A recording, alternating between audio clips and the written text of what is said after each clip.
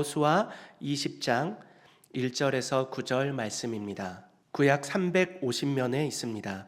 여호수아 20장 1절에서 9절, 제가 한 절, 여러분들이 한 절 교독하겠습니다. 여호와께서 여호수아에게 말씀하여 이르시되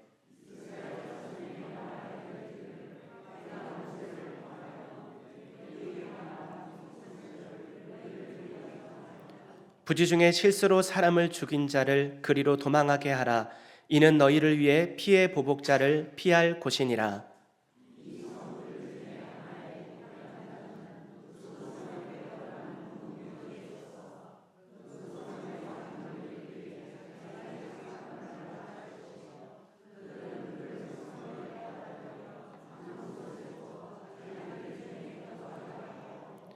피의 보복자가 그의 뒤를 따라온다 할지라도 그들은 그 살인자를 그의 손에 내주지 말지니 이는 본래 미워함이 없이 부지 중에 그의 이웃을 죽였음이라.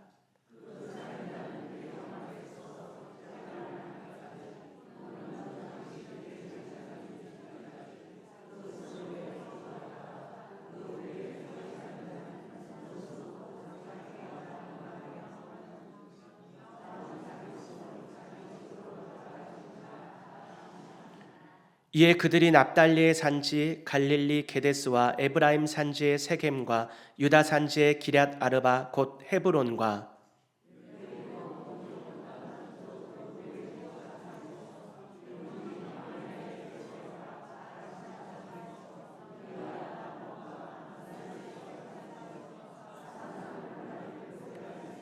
우리 9절 함께 읽겠습니다. 이는 곧 이스라엘 모든 자손과 그들 중에 거류하는 거류민을 위하여 선전된 성읍들로서 누구든지 부지 중에 살인한 자가 그리로 도망하여 그가 회중 앞에 설 때까지 피의 보복자의 손에 죽지 아니하게 하기 위함이라. 아멘. 할렐루야. 오후 예배 나오신 여러분들을 환영합니다.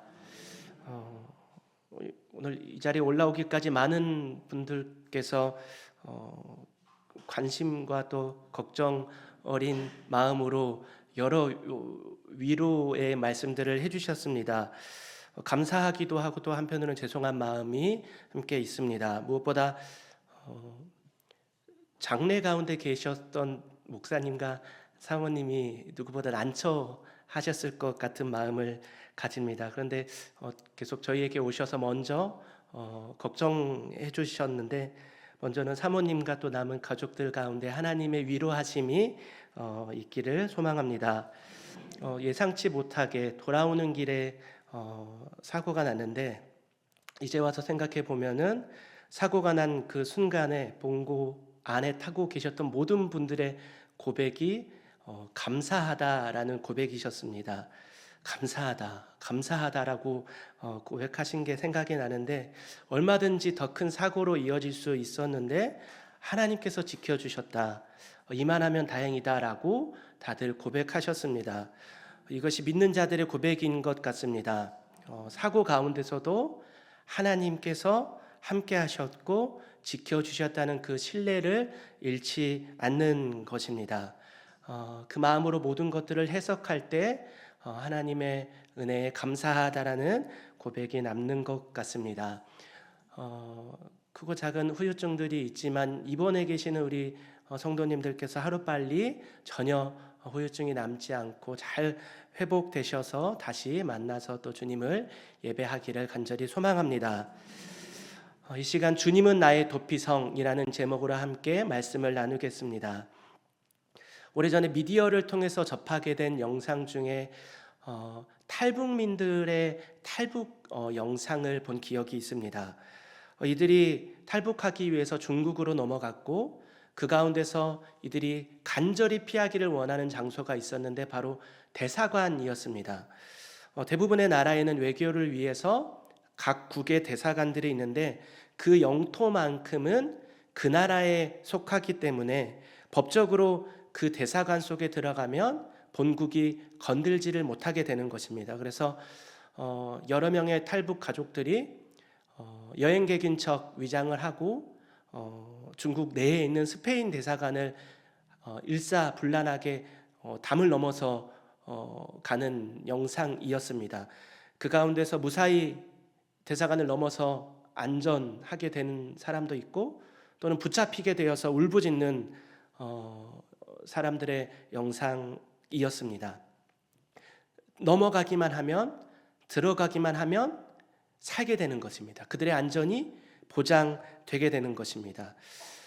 이 예화를 먼저 나눈 것은 오늘 여러분들과 잠깐 나눌 이 도피성 제도를 조금이나마 실감나게 설명하고자 먼저 나누었는데요. 오늘 여호수아서는 크게 세 가지로 구분할 수가 있습니다. 1장부터 12장까지는 여호수아와 이스라엘 백성들이 가나안 땅을 정복하는 전쟁에 대한 이야기가 등장하고 13장부터 21장까지는 가나안을 점령한 후에 기업을 12지파에 따라서 분배해 주는 이야기가 나옵니다. 그리고 22장에서 마지막 24장은 여호수아의 고별 설교입니다. 13장에서 19장까지 하나님께서 하나님의 질서에 따라서 가나안 땅을 분배하시고 오늘 그 이후에 바로 하나님께서 너희 가운데 6개의 도피성을 만들라라고 명령하십니다. 오늘 1절 2절입니다. 여호와께서 여호수아에게 말씀하여 이르시되 이스라엘 자손에게 말하여 이르기를 내가 모세를 통하여 너희에게 말한 도피성들을 너희를 위해 정하여 3절 부지 중에 실수로 사람을 죽인 자를 그리로 도망하게 하라. 이는 너희를 위해 피의 보복자를 피할 곳이니라. 부지 중에 실수로 고의성이 없었는데 우발적으로 사람을 죽인 경우 그 사람들을 보호하기 위한 도피성을 만들라라는 것입니다. 당시의 율법에 의하면 살인자들은 반드시 같은 모양으로 죽임을 당해야 했습니다. 이것이 하나님의 명령이었습니다. 그래서 피해 보복 제도라고 하여서 피해자의 가족 중 가까운 친족이 똑같이 그 살인자를 죽일 수 있었습니다. 죽여야만 했습니다. 눈에는 눈, 이에는 이, 공의의 하나님의 그 질서 앞에 그렇게 진행되었습니다. 물론 고의적으로 살인을 저지른 사람들은 반드시 죽임을 당했습니다. 하나님께서는 알고도 고의적으로 죄를 짓는 사람들을 용납하시는 분이 아니십니다. 생명을 누구보다 소중하게 여기시는 하나님이십니다. 하나님의 말씀에 불순종하시는 걸 결코 기뻐하지 않으십니다. 민수기 35장 31절을 보면 고의로 살인죄를 범한 살인자는 생명의 속전을 받지 말고 반드시 죽일 것이며 라고 말씀합니다. 하나님이 주신 생명을 함부로 하는 것은 절대 있어서는 안 될 일입니다. 그러나 오늘 부지 중에 의도하지 않았는데 실수로 범죄한 경우를 이야기하고 있습니다. 우리가 운전을 하고 가다가 의도하지 않게 실수로 교통사고를 낼 수도 있고, 예를 들면 우리가 산에서 나무를 하고 있는데 도끼가 의도치 않게 빠져서 누군가가 상해를 입게 될 수도 있습니다. 이러한 억울한 죽음과 억울한 가해, 이러한 것들이 억울함이 되풀이되지 않도록 하나님은 도피성 제도를 두셨습니다. 도피성 입구에서는 장로들의 철저한 검사가 있었습니다. 정말로 부지중이 맞는지, 숨겨진 의도된 것은 없는지, 주민들의 재판까지도 있었으며 일부러 사람을 죽인 것이 조금이라도 발견된다면 들어가지 못하고 쫓겨나게 되었습니다. 반대로 도피성에 들어만 가게 된다면 피해자 가족들이 같은 모양으로 보복하고 싶고 되갚고 싶지만 그렇게 할 수 없도록 도피성 안은 안전지대가 되었다는 것입니다. 그러나 부지중이라 할지라도 죄가 없는 것은 결코 아닙니다. 가해자가 아무런 책임이 없이 평범한 일상을 살아내는 것 또한 올바른 모습이 아닐 것입니다. 그들은 생명을 건진받지만 도피성 안에서 나가지 못하고 근신하며 살아야만 했습니다. 이 도피성은 하나님의 공의와 또 하나님의 자비가 동시에 드러나는 장치입니다. 하나님의 백성들을 향한 하나님의 그 섬세한 눈길을 보게 되는 것입니다. 그렇다면 이들은 언제까지 도피성에 있어야 할까요? 도피성에서 나가기 위해서는 단 한 가지가 필요했던데 바로 대제사장이 죽을 때 그들은 비로소 도피성을 나갈 수 있었다는 것입니다. 살인은 그들이 했는데 대제사장이 죽어야지 그들은 도피성에서 자유할 수 있었다는 것입니다. 다른 방법으로는 없습니다. 어떤 것으로도 대신할 수 없습니다. 대제사장의 죽음이 그들을 자유롭게 하였다는 것입니다. 한번 상상을 해보았습니다. 도피성에 들어가 근신하며 지내던 그들이 대제사장이 죽게 된 날 일제히 모두 해방되어서 도피성을 나가서 자유롭게 고향 땅을 밟는 것입니다. 여러분, 이것은 오늘 우리에게 아주 중요한 것을 이야기해주고 있습니다. 죄로 인해서 똑같이 죽임을 당해야 했던 사람들, 도피성으로 피해서 생명을 보존하게 된 이들, 그들이 다시 자유롭게 될 수 있었던 것은 대제사장의 죽음이었습니다.